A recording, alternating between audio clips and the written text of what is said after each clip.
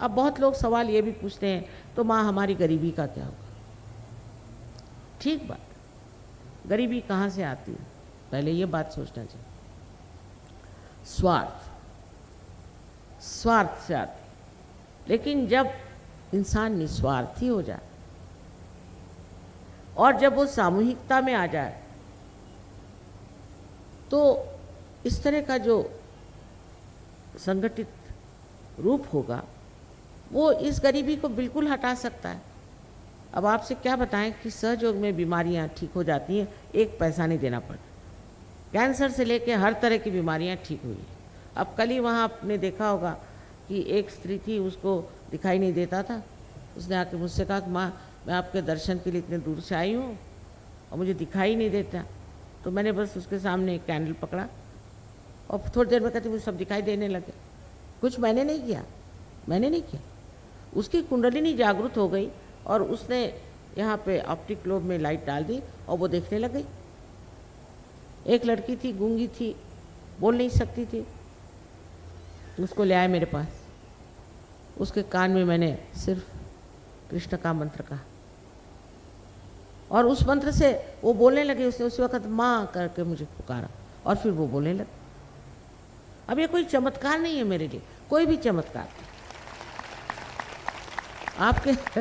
आपके लिए चमत्कार हो गया, ये कोई चमत्कार की बात नहीं। देखिए, ये जो कुंडलिनी है ना, ये जब जागृत होती है तो ये जो 6 चक्रों में से गुजरती है और इन 6 चक्रों में से गुजरते वक्त ये आपके चक्रों को पूरी तरह से प्रकाशित कर देती है और उसके अंदर उसकी ऊर्जा, उसकी एनर्जी भर देती है। इन चक्रों की गड़बड़ी से ही आप बीमार रहते हैं, आपको तकलीफ है। और जब ये कुंडलिनी उड़ गई तो फिर क्या कहने, फिर सभी चीज़ ठीक हो गई, सभी मामले ठीक हो जाते हैं। और इस तरह से हज़ारों लोग ठीक हो गए। और कोई अगर शैतानी करके आए तो नहीं ठीक होता, पता नहीं क्यों। कुंडलिनी बहुत जानती है, यह आपकी माँ है, हर एक की अलग अलग माँ है। और जैसे टेप रिकॉर्डिंग होता है उस तरह से आपके बारे में हर एक चीज़ वो जानती है। और अगर आपके अंदर नम्रता है तो कुंडलिनी चढ़ के सारे काम ठीक है। कितने ही लोग सहयोग से ठीक हो गए, ये सच बात है, ये झूठ बात नहीं। किंतु ठीक होने के लिए सहयोग में ना आई, पार होने के लिए आई, वो अच्छा है। पार होते ही आपकी बीमारियां भी ठीक हो जाए। अनेक तरह के रोग ठीक हो गए, बच्चे नहीं होते थे उनको बच्चे हो गए, बहुत से इस तरह की बीमारियां हैं कि जिनका कोई इलाज नहीं है, ऐसी बहुत सारी बीमारियां सहयोग से ठीक हो जाए। अब अपने यहाँ ये किसानों का देश है। कितने लोगों से बताया कि भाई सहयोग से, वाइब्रेशन के पानी से अगर आप अपनी खेती करिए, आप लोग सहयोग में आ जाइए तो आपकी खेती 10 गुना बढ़ सकती है। पर कोई सुनते ही नहीं। कौन से कृषि विद्यालय के लोगों ने भी इतना उस पर रिसर्च किया और खबर करी कि भाई ऐसा रिसर्च हुआ है, देखो। यहाँ तक कि ऑस्ट्रिया से एक बड़े मशहूर आए थे यहाँ पर, मिस्टर हमीद, डॉक्टर हमीद, और वो यूएनओ में पहले एडवाइसर थे। उन्होंने भी एक्सपेरिमेंट्स करके सबको समझाया, पर पता नहीं क्या बात है, किसी की खोपड़ी में जाता नहीं, जैसे कि कोई उल्टी खोपड़ी बैठी हुई है। अरे भाई, इससे खेती करो। खेती करने से देखो, आपको 10 कर खेत दिखाई दें और उसमें से एक हरा भरा खेत हो तो जान लीजिए यह किसी न किसी सहयोगी का।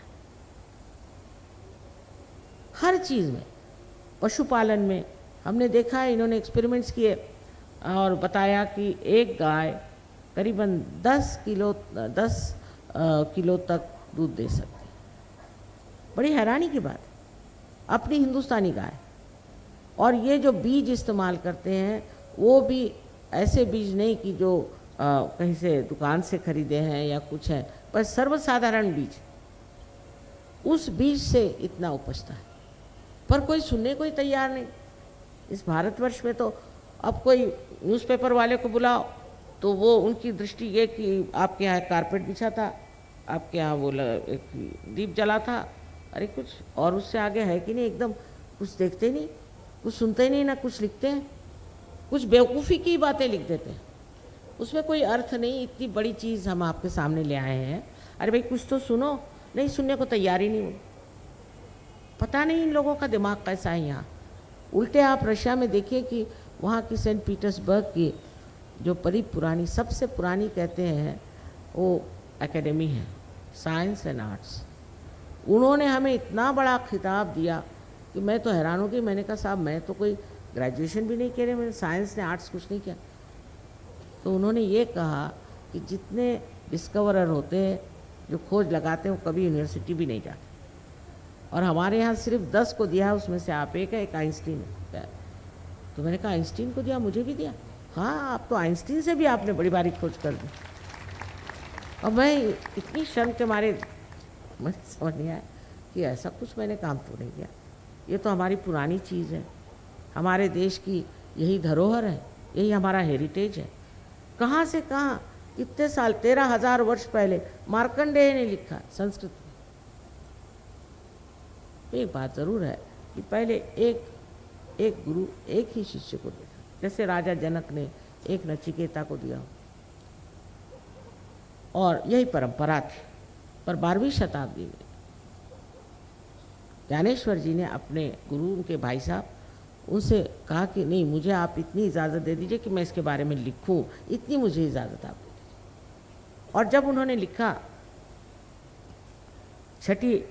उनका जो ज्ञानेश्वरी में 6वां अध्याय है, उसमें कुंडलिनी बड़ा सुंदर वर्णन किया है, और इस कुंडलिनी के कारण ही आत्म प्रकाश को प्राप्त करते हैं, ये भी स्पष्ट रूप से लिख दिया।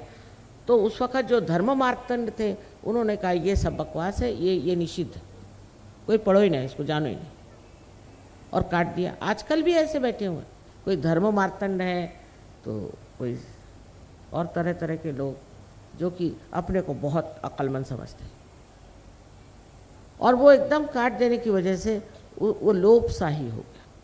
पर तो भी एक गुरु के एक शिष्य होते। नाथपंथियों ने ये कार्य किया।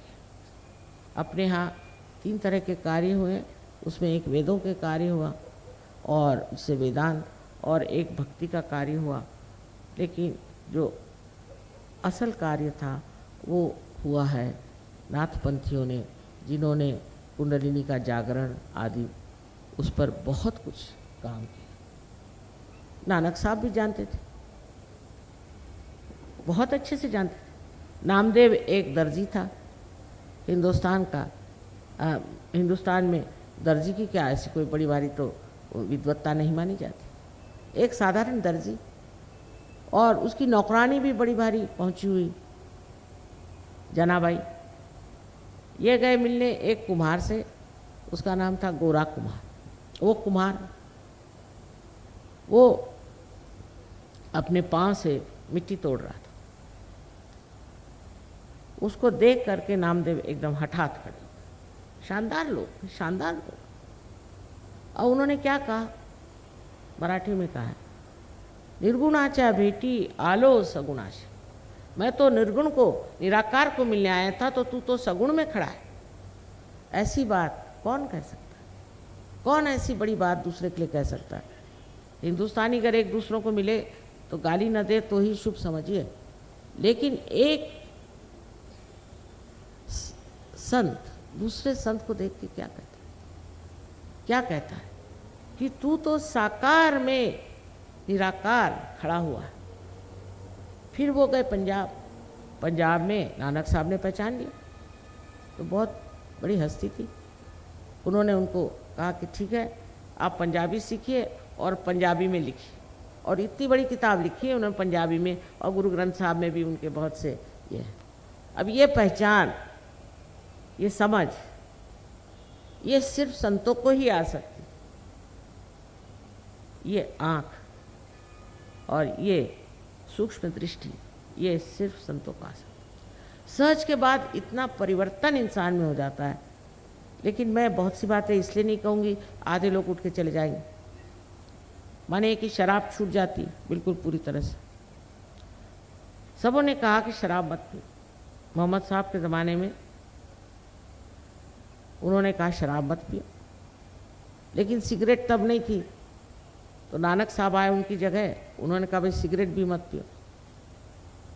लेकिन ये सब कहना मात्र कहना है, नहीं तो आप जाइए लंदन में तो दिखाएंगे आपको कि उनका कितना बड़ा पब है, घर के अंदर पब खोले हो।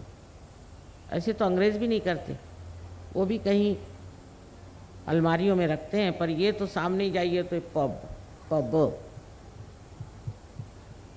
ये जो चीज़ आ गई है कि जो उन्होंने कहा, जो उन्होंने बताया, उसका परिपालन करना बहुत मुश्किल हो गया लोगों। कोई करते हैं, कोई छिपके करते हैं, कोई आधा करते हैं, कोई ज़्यादा करते हैं, क्योंकि उनके अंदर वो शक्ति नहीं, समर्थ नहीं। पर सहयोग में आप समर्थ हो जाते। ऐसे समझ लीजिए कि अगर मेरे हाथ में एक सांप है और मैं बहुत ज़िद्दी औरत हूँ और आप कहें कि आप बहुत ज़िद्दी हैं, तो मैं तो कभी न मानूं। और फिर कितनी भी चापलूसी करके आप कहें कि साहब ये सांप हाथ में है, आप इसे छोड़ दीजिए, मैं कहूँगी नहीं, ये तो रस्सी, अंधेरे में बैठी हूँ ना, तो ये रस्सी है, उसी पे जिद कर रही हूँ, ये तो रस्सी है, ये तो रस्सी है। अंत में जब सांप काटेगा तभी पता चलेगा कि ये सांप था। लेकिन जब ज़रा सा प्रकाश आ जाए तो फट से छोड़ देंगे, फट से चीज़ छूट जाती। इसी तरह से जो हमारे अंदर हमें नाश करने वाली जो चीज़ें बैठ गई वो पूरी तरह से छूट जाती, मनुष्य एकदम स्वच्छ। हाँ, एक बात और बताएं कि अपने शहनाई के जो बड़े मशहूर शहनाई नवाज़ हैं, आप तो जानते हो, बिस्मिल्लाह खान साहब, वो एक बार आए थे हमारे यहाँ प्रोग्राम में, तो देखने लगे सब सहयोगी बैठे हुए हैं, तो कहले माँ इनको तो आपने खालिस कर दिया, ये तो खालिस हो गए। हाँ, मैंने कहा देखो खालिस हो। तो मैंने कहा ये क्या खालिस्तान बना रहे, मुझसे पूछते। मैंने कहा आप जाके उनसे पूछो, मुझसे क्या पूछ रहे हो, किसका खालिस्तान बना रहे हो। खालिस का मतलब है निर्मल, शुद्ध। जब आप शुद्ध हो गए, ये बात उन्होंने कही थी कि तुम शुद्ध हो जाओ। और सिखों पे तो बड़ी ही मेहनत की है। ऐसे ही मुसलमानों की बात, मुसलमानों से कहा गया था कि कियामा नाम की एक बहुत बड़ी क्रांति की व्यवस्था की गई। जब कियामा आएगा तब आपके हाथ बोलेंगे और आपके खिलाफ शहादत देंगे, साफ कहा गया। वो कहाँ गया? ईसा ने कहा है, बहुत कमाल की बात है, दाउ शैल्ट नॉट हैव अडल्ट्रस आइज। बताइए कितनी बड़ी बात। और मुझे दिखा दीजिए इन लोगों में से किसकी आंख साफ और शुद्ध और निर्मल है, मिलेंगे नहीं। वजह ये, उसमें किसी को दोष देने की बात, वजह ये है कि वो शक्ति अंदर नहीं। जब वो शक्ति अंदर आ जाती तो आदमी निर्भय होकर के निर्भय या निर्गुण गाता है। चारों तरफ से इस देश में आप देखिए तो न जाने कितनों ने कितना महत्वपूर्ण कार्य किया है।